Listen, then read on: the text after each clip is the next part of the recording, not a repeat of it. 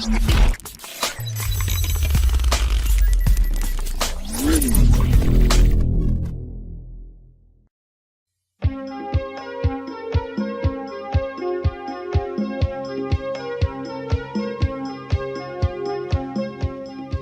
Vista City by Peter Viney.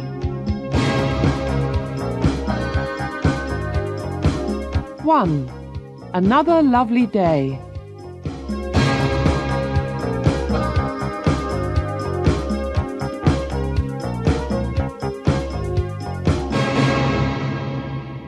Suddenly he was awake. He could see the light through the curtains. Tina was still sleeping beside him. That was strange. They always woke up together. He looked at his watch. 6:30. He tried to think. Yes, they always woke up at exactly 8 o'clock. He couldn't remember waking up before 8, not ever. Why not? Everybody in the city woke up at exactly 8 o'clock every day. He got out of bed quietly. Tina didn't move. He walked to the window and opened the curtains. He looked out at the quiet city. Nothing was moving. Then he dressed quickly and went to the chair and sat down. He had to think. He had to remember. He was still sitting there an hour and a half later when Tina opened her eyes. "Dan," she said. "Dan, what are you doing?" "I got up early," he said. Early? It sounded strange. But why did it sound strange? "Dan, is anything wrong?" "Wrong? No, nothing's wrong. I just wanted to get up, that's all." Tina dressed. She smiled brightly. "It's time for breakfast," she said. "Come on, we mustn't be late." "What?" He was going to say, "Why not?" But he didn't. He stood up. Yes, it's time for breakfast. Look, you go down for breakfast. I'm not hungry today. I'll see you later." Tina looked at him. "We have to go to breakfast. Are you feeling ill? I'll call the doctor." The doctor. Yes, he had to go to breakfast. He didn't want to see the doctor. Tina was standing by the door. She looked annoyed. "Tina," he said, "I didn't eat anything yesterday or the day before, and I feel different." Tina moved towards the phone. "Of course you feel different, Dan. You are ill. I'll get the doctor." "Don't phone, Tina. Please," he said. "I wanted to feel hungry. I haven't felt hungry for a long time. I wanted to remember the feeling." She looked worried. "I don't understand," she said. "Nobody wants to feel hungry." "That's it. Nobody wants to feel hungry. Nobody wants to feel unhappy. Nobody wants to feel anything. Yesterday and the day before I didn't eat. Nobody noticed. I threw the food away. And now I'm beginning to remember things. I think there's something in the food. A drug. Because of the drug, we can't remember things." Tina's face was red. "You're crazy," she said quietly. "Maybe," he said. "But why can't we remember anything? What is this place?" "It's our home," she said slowly. "Our home? When did we come here?" I don't know, Dan. Is it important?" "Where were we before we came here?" He shook her arm angrily. "Why did we come here?" We... Oh, Dan, I can't remember. Don't worry about it. Look, don't be silly. We're going to be very busy today. First, there's the pottery class. You'll be able to finish making that bowl. Then we're going to go swimming, then lunch. Then we can lie beside the swimming pool before tennis. Then there's dinner. Then we can watch the new videos in the video room, have a drink and go to bed. We'll be exhausted. Exhausted? At 8 o'clock? Well, yes. That's bedtime. We need 12 hours sleep a night. Everybody says that. Tina, how long have we been here? I don't know, Dan. We call this place home. Don't you remember? We used to call it a holiday. We used to call this our hotel room. Now we call it home. I don't remember that. That's stupid. No, it isn't, Tina. I remembered this morning when I woke up early. Perhaps you didn't wake up, Dan. Perhaps you had a dream. A strange dream, that's all. But I did wake up, Tina. You saw me. I was sitting in that chair with all my clothes on. I'm not sure. Were you? I can't remember now. She smiled at him. Come on, the sun's shining. It's another beautiful day. Let's go and have breakfast. She opened the door. Dan looked at her for a moment. You've forgotten our conversation, haven't you? He said. You've forgotten it already.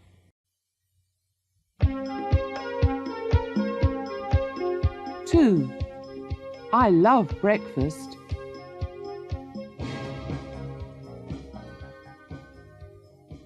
Dan followed her into the corridor. He looked at the rows of doors on both sides. They were all the same. They walked along to the lift. Tina pushed the button and the doors opened. Morning, Tina. Morning, Dan. Russell, the sports organiser, was already in the lift. He smiled. I hope you're both ready for the tennis match, he said.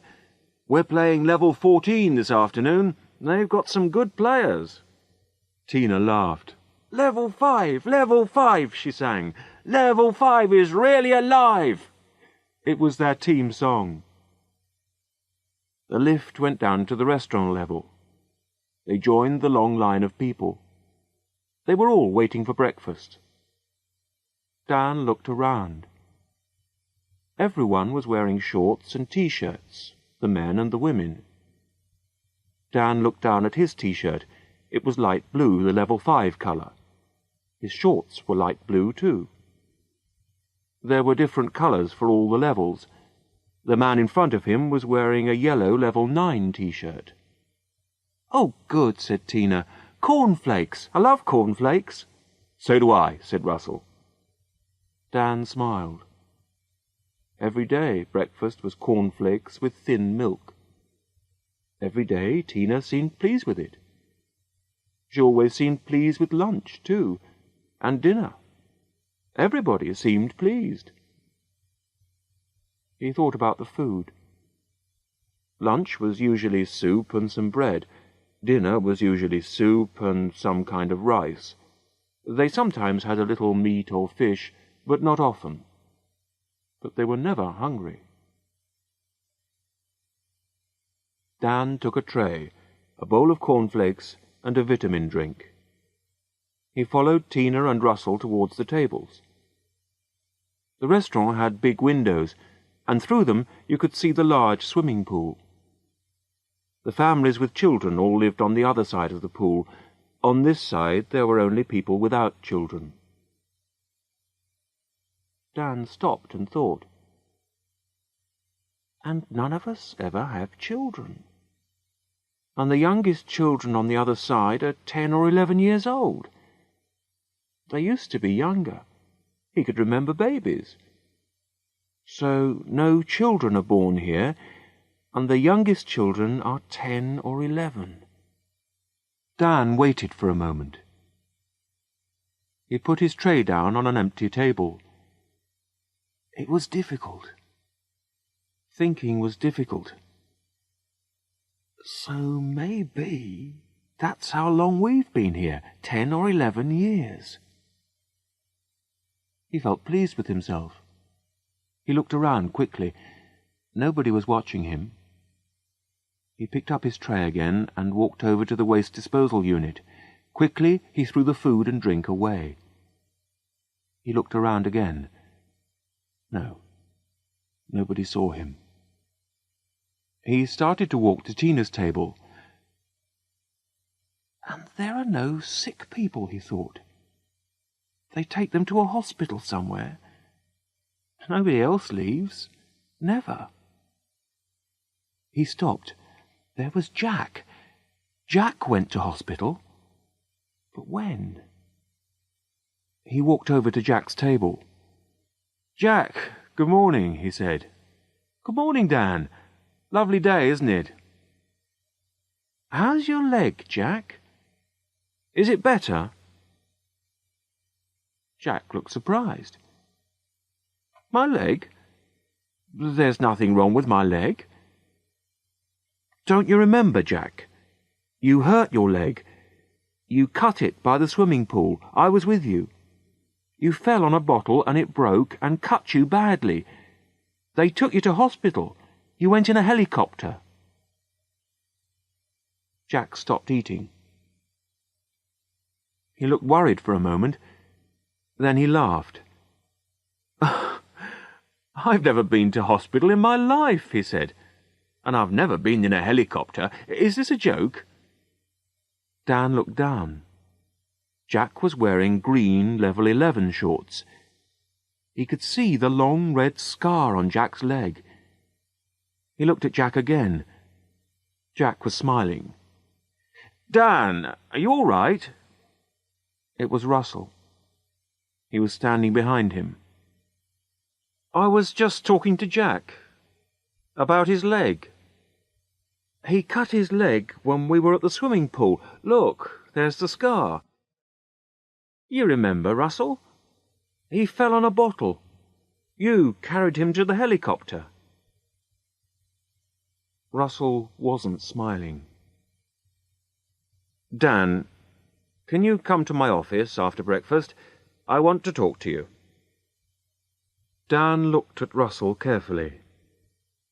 Russell was the sports organizer for level 5. There were a lot of organizers. They all lived on the highest level of the building, level 20. There were organizers for sports, pottery, yoga, music, everything. "No, I can't come to your office, Russell. I'm busy." Russell looked surprised. "Busy? What do you mean?" Dan turned and walked quickly out of the restaurant. He walked to the lifts. He got to the lifts, pushed the button, and the door opened immediately. Dan stepped in. Russell was hurrying along the corridor towards him. Dan pushed a button and the doors closed. Dan looked at the buttons. There were 20 levels. He pushed number 20.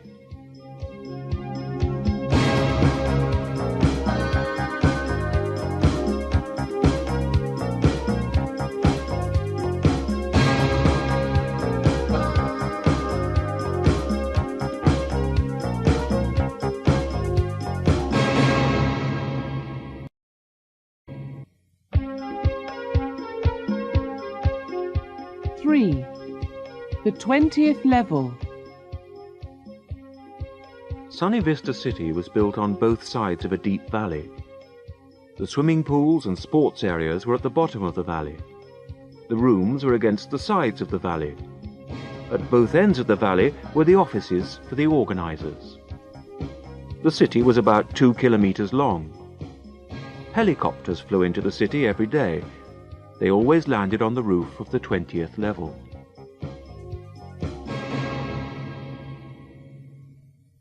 The lift stopped. Dan walked out. The corridor was empty. The rooms were bigger here. There was a bigger distance between the doors. Then he heard a noise. It was a bell. The door of the next lift was opening. Dan stepped back. Russell was coming out of the lift door. "Dan," said Russell, "what are you doing? This is level 20. You shouldn't be here." "Why not?" said Dan. "And why are you following me?" "I must speak to you," said Russell. "It's important." Dan looked at Russell. Russell was looking at the wall next to the lift. There was a red button on the wall. Russell was moving towards the button. Dan stepped between Russell and the button. "Okay," said Dan. "Where shall we talk?" Russell looked worried. We can go to my office. We can talk there." Dan thought for a moment. Russell was bigger than Dan, and stronger too. Dan thought about the sports in Sunny Vista City. Nobody tried to win. Not ever. Why not? He could remember the day before when he played tennis against Russell. Dan tried to win. He wanted to win. Russell was surprised then. Dan smiled. "Come on. Let's go to your office. I mustn't be late for the pottery class. I'm making a bowl. A soup bowl. Have you seen it?" Russell smiled. "No, I haven't. You can show me later." Dan stepped into the lift, and Russell followed him. Russell turned to the row of buttons next to the door. "Level 1, he said to himself, and moved his hand towards the button. Dan hit him once, hard on the back of the head. Russell fell to the floor. "I knocked him out," thought Dan. "I hit him once and knocked him out. Where did I learn that?" There were never fights in Sunny Vista City. Nobody was ever angry. Dan looked at the buttons. He pushed the button for level 10. There was nobody on level 10 at this time of the morning. He stepped quickly through the door before it closed.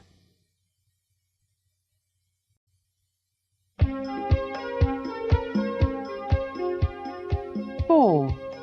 On the roof.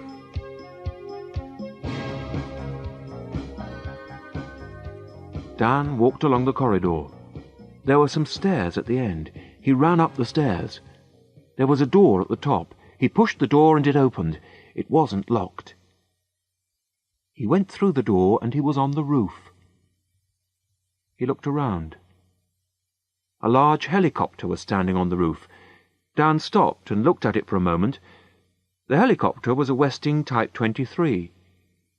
He thought for a moment.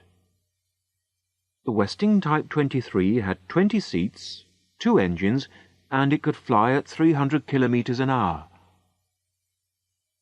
But how did he know that? He tried to remember. Of course! He used to work at a helicopter factory. He used to make Westing helicopters. He used to work. But when was that? And where? Why did he stop working? And why did he come to Sunny Vista City? Dan walked across the roof. It was very wide. He walked to the side and looked over the wall at Sunny Vista City. Then he walked across to the other side and looked over that wall. He shook his head. There was another valley with more buildings. It looked exactly the same as Sunny Vista City. There was a door on the other side with a notice on it. Sortie. He tried to think. Sortie. It was French. It meant exit. But when did he learn French? He turned and ran over to the helicopter. The door was open. There were a lot of boxes inside. They were empty. Dan climbed in and hid behind the boxes. There was writing on the boxes. One said Sunny Vista City. Another said Club du Soleil. A third said Playa del Sol. He thought about the writing, English, French, and Spanish. He looked at some more boxes. Some were German, some were Italian. One was Portuguese. He sat there for about 10 minutes. Then he heard voices. The door closed. 2 men got into the front of the helicopter.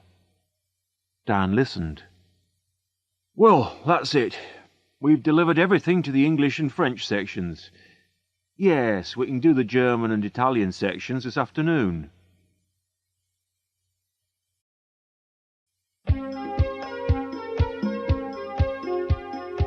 Five. Dan remembers more.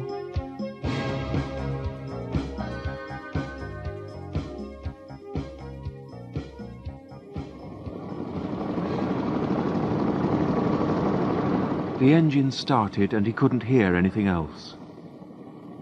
The helicopter took off and climbed slowly into the sky. Dan moved quietly to the window and looked down.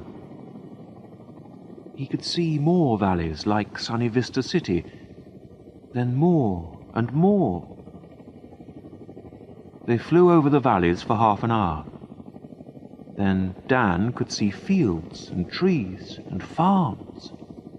In the distance he could see a town with factories and smoke. The helicopter began to go down. Dan hid behind the boxes again. The helicopter landed and the door opened. Some men began to move the boxes. Dan stood up. "Hello," he said. "Where are we?" The men looked at each other. They didn't speak. Another man climbed into the helicopter. "It's all right," he said to the men. "It's just another one from the valleys." He looked at Dan. "Why have you come here?" "I don't know. I started to remember things. I wanted to remember more," said Dan. "You've come from Sunny Vista City, haven't you?" said the man. "Yes," said Dan. I see. I think you should come with me." Dan followed the man out of the helicopter. "My name's Travis," said the man. "Come on, we'll go to my office." Dan looked around. They were at a small airport. He could see 9 or 10 helicopters, 2 large planes, and a lot of trucks. The helicopters were all Westing 23s. Men were putting boxes into them. There were fields around the airport, and a small road going towards the town in the distance. Travis took Dan to a small building. They went inside. Travis led him into a small, untidy office. Dan looked around. In Sunny Vista City, everything was always in the right place. Nothing was untidy or dirty. "Sit down," said Travis. "Would you like something to drink? I've got tea or coffee." No, thank you," said Dan. Travis laughed. "Don't worry," he said. "There's nothing in it.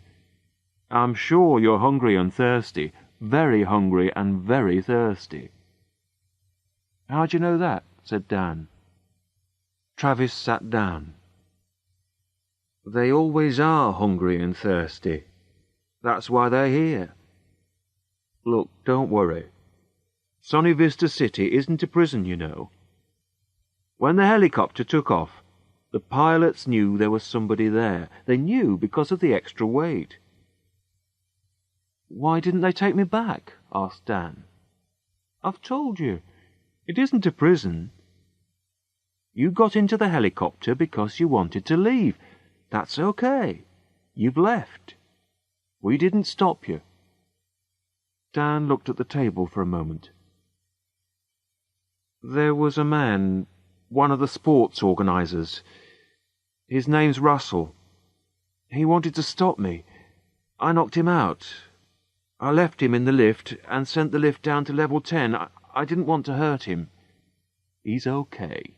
You didn't hurt him badly. I spoke to him on the telephone a few minutes ago. What is Sunny Vista City? Asked Dan. What is it, really? How much can you remember? Said Travis. I'm beginning to remember more and more. I can't remember everything yet. You'll remember more tomorrow, said Travis. Well, said Dan, I used to work in a helicopter factory in England, the Westing factory. This isn't England, is it? No, said Travis, it isn't. I lost my job, said Dan. The factory closed. I was unemployed for a long time. Then I saw an advertisement. It was on television, I think. It was for very cheap 30-day holidays for the unemployed. Very cheap. We left England and flew to Sunny Vista City. I can't remember much since then, but I remember something. I haven't seen or talked about money for years. Travis smiled. Sunny Vista City is one of the oldest towns here.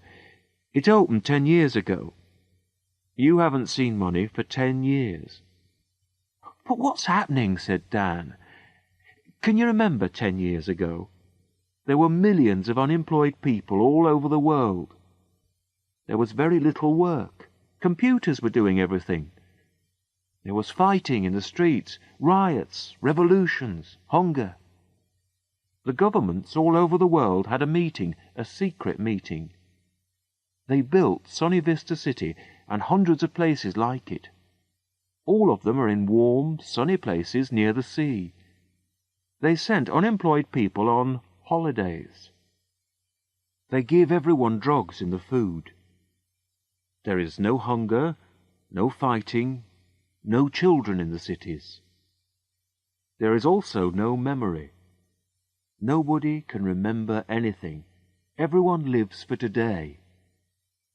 But that's terrible, said Dan. Is it? Is it really? Said Travis. Things were much worse before.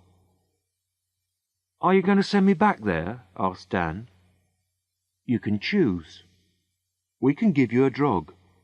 You'll wake up tomorrow in Sunny Vista City and you won't remember anything about this. You said I can choose, said Dan. Yes. You can stay here. You can go back to England. We'll find you a job. Life will be difficult. You'll have to work hard and... But I'll be free, said Dan. Yes, you will. A few people, only 1 or 2%, leave Sunny Vista City and the other cities every year. That isn't a problem. We can find jobs for those people. Most people are happy there. About half of the people that leave choose to go back. I don't believe it, said Dan. You will. Maybe next year you'll want to go back. It's an easy life. But what about now? Are you going back, or are you staying here? Dan sat back in his seat and smiled. I think I'll stay here, he said.